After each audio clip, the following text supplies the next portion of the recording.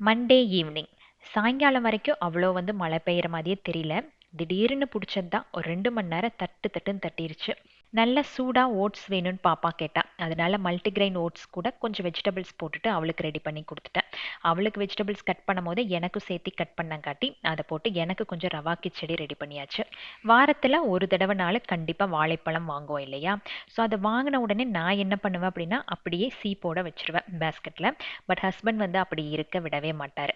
என்ன பண்ணுவாருன்னா ஒவ்வொரு பழமாக நைஃப்பில் கட் பண்ணி தனித்தனியாக எடுத்து வச்சிருவாரு. ஏன்னா நமக்கு பசிச்சுது அப்படின்னா டக்குன்னு வாழைப்பழத்தை தான் ஒன்று எடுத்து சாப்பிடுவோம். அந்த டைமில் நாம் என்ன பண்ணுவோம்னா அந்த பஞ்சிலிருந்து கடகடன்னு எடுப்போம் இல்லையா? ஸோ பாதி தோல் அதுலேயே மாட்டிக்கும்.